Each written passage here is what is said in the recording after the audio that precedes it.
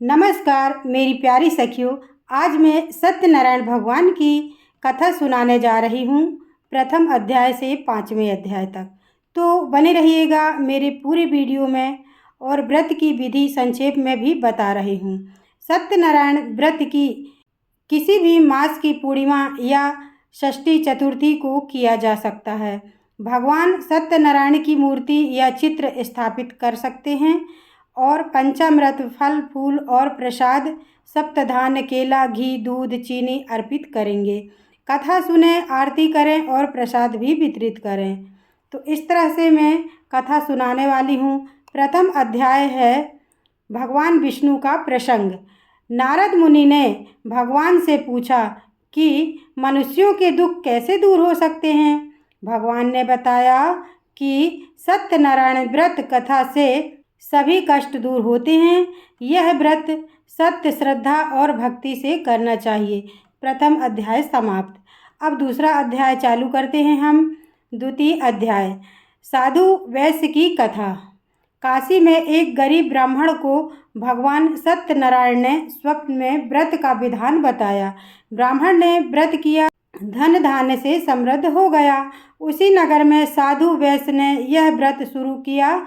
उनकी पत्नी लीलावती ने भी श्रद्धा से व्रत किया, जिससे उन्हें पुत्र रत्न की प्राप्ति हुई। दूसरा अध्याय समाप्त। अब तीसरा अध्याय हम शुरू करते हैं। तृतीय अध्याय वैश्य की भक्ति। साधु वैश्य ने व्रत की महिमा को समझा और नियमित रूप से इसे करने लगा। एक बार उसने व्रत का प्रसाद बांटने में लापरवाही की, जिससे उसे कष्ट भोगना पड़ा।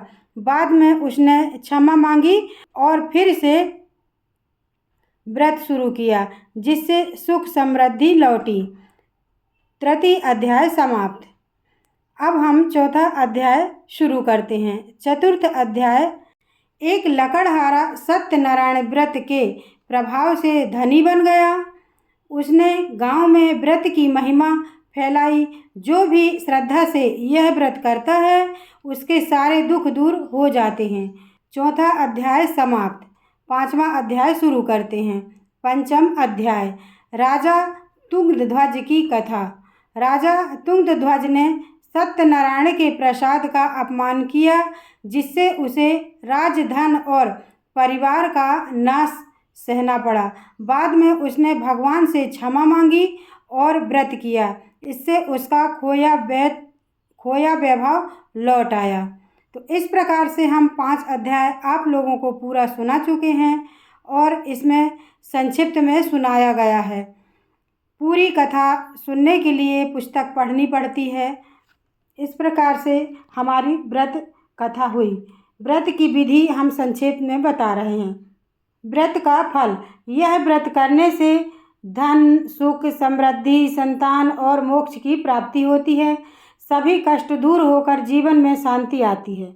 इस प्रकार से हमारी कथा समाप्त होती है। तो यह कथा संक्षिप्त रूप में बताई गई है।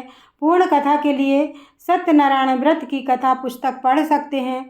तो चलते हैं हम अगली कथा की वीडियो के लिए। तो सखियों, मेरा वीडियो कैसा लगा, मेरी कथा कैसी लगी?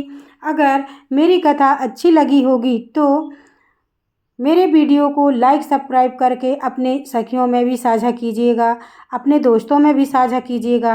चलते हैं अगले वीडियो के लिए। नमस्कार, धन्यवाद, थैंक यू।